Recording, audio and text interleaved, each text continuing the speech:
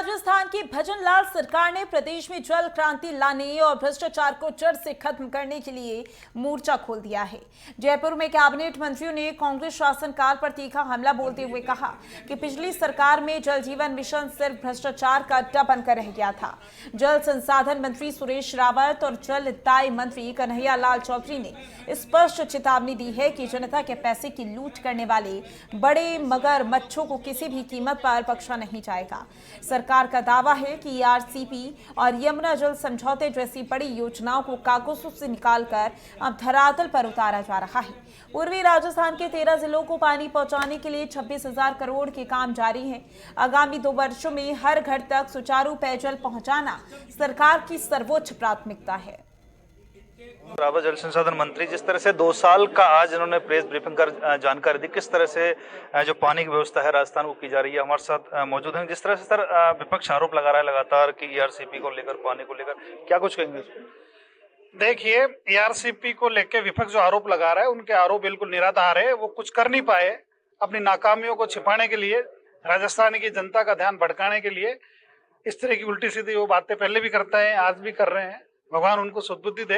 जहां तक काम करने की बात है, हम तेजी से काम कर रहे हैं और ईआरसीपी पे हमारे प्रदेश के यशस्वी मुख्यमंत्री आदरणीय भजनलाल जी ने इस जो वर्षों से लंबित परियोजना थी, मध्य प्रदेश से बात करी, केंद्र से समन्वय बिठाया। ना केवल हमने एमओयू किया, बल्कि डीपीआर भी हमारी कंप्लीट होकर धरातल पे हमारा काम चालू है।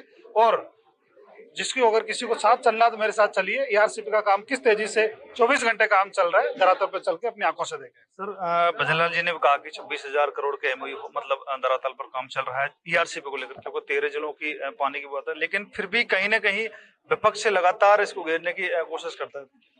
देखिए, लोकतांत्रिक व्यवस्था है, विपक्ष को अपनी बात कहने का अधिकार है, हक है। विपक्ष हमेशा अपनी बात कहता है, लेकिन इस बार जो कांग्रेस पार्टी लगातार गलत बातें और गलत बयानबाजी कर रही है, तो उसके बारे में मुझे तो कुछ कहना नहीं है। हम तो काम करने पे विश्वास करते हैं, हम काम कर रहे हैं और ईआरसीपी की परियोजना को हम पूरी करके रहेंगे। 2 साल की बात की जाए तो क्या कुछ ऐसी उपलब्धियां रही या नवाचार रहे? देखिए, 2 साल की उपलब्धियां बहुत बड़ी उपलब्धियां रही है। पानी के क्षेत्र के जल संसाधन की बात करें तो जो वर्षों से, चाहे यमुना समझौता हो, चाहे ईआरसीपी का हो, चाहे हमारी सिंचाई विभाग की बड़ी वृहत परियोजनाएं हो, वर्षों से लंबित थी, अटकी थी, उसको हमने आगे बढ़ाने का काम किया है और वही सारा ब्यौरा हमने प्रस्तुत किया। धन्यवाद।